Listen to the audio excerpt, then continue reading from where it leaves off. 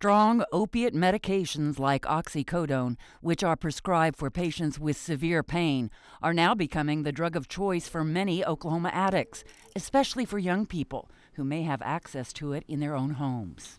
What a lot of families don't understand is that their kids have complete total access to the drug. If you go get your wisdom teeth pulled, they'll give an 18-year-old, 19-year-old hydrocodone or OxyContin or oxycodone.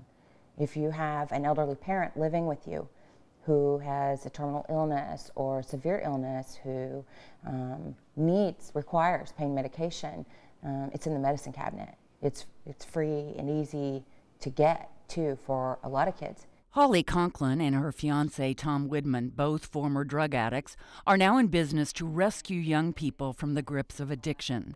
They are interventionists and are hired by families to get their loved ones into treatment. Both say those addicted to painkillers have few options.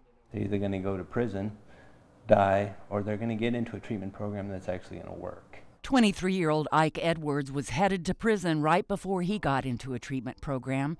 He grew up a good kid. Ike was an admired athlete in his hometown of Sallisaw. I had a lot of injuries and broken bones, dislocated elbow, shoulder surgery, stuff like that.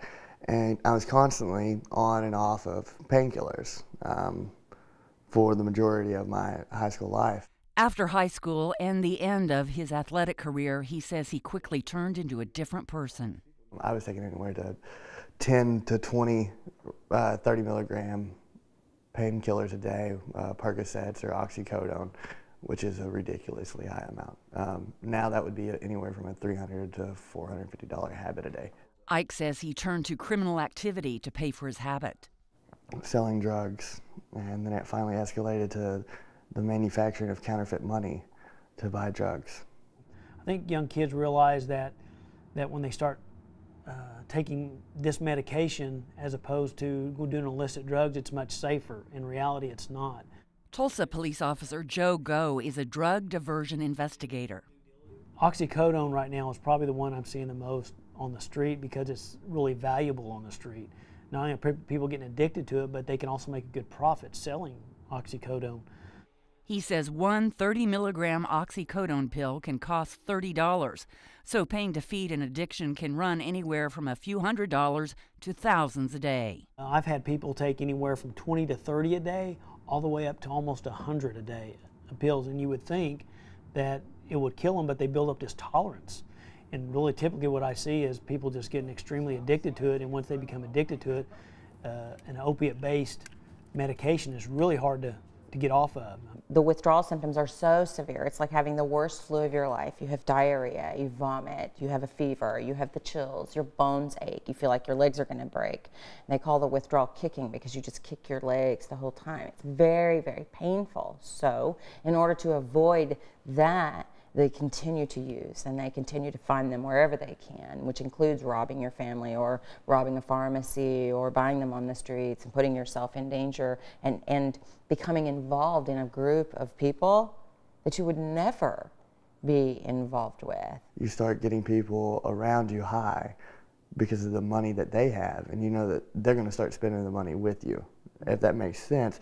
So you can get a pill or two from them, and then they burn out.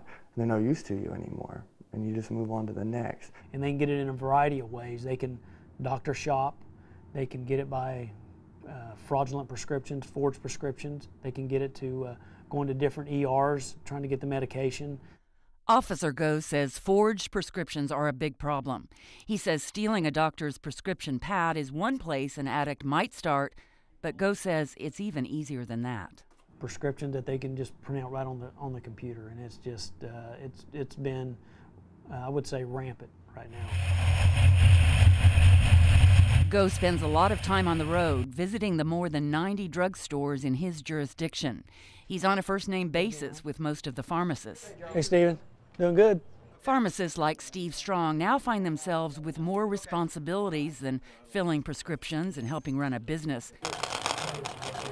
They must also be investigators while working to detect forged prescriptions. I look at the way the prescription is written. These guys are getting very, very good at what they do on forging prescriptions. They're buying the imprinted paper online, picking up doctors' logos, and then signing, forging the doctor's name. They know what they're doing. The writers of the prescriptions know how to write them and what they're doing. So a lot of times, yeah, they're going to slip through.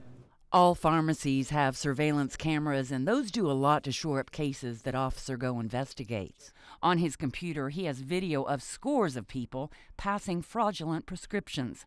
Some of them he has arrested more than once. One is 23-year-old Emily Rose Linville.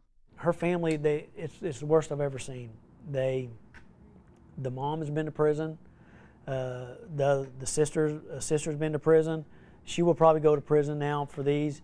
It was the worst family I've ever seen. They all enabled each other. Officer Go even has a voice recording of Emily made when she called a pharmacy to make a fake prescription request. Hi, this is Jessica with Dr. Ernest Lewis' office, and I need to call in a refill. It's going to be for Blake Linville. That's L-I-N-V as in Victor, I-L-L-E. Date of birth is 5/17 of 1995, and it's going to be for the Norco 10/325 milligrams, quantity of 90 with 0 refills.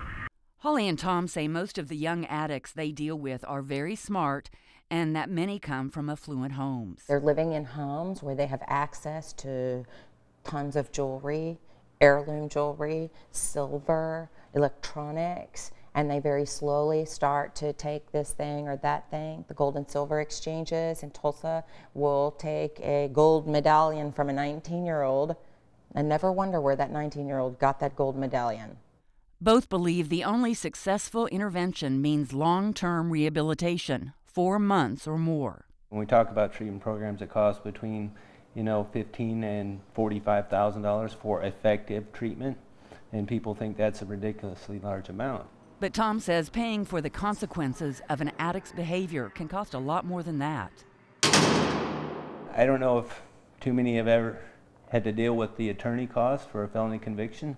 It can get expensive really quick, and it can quickly outstrip the cost of a good treatment program. Ike did get long-term treatment and has been clean for almost 3 years now.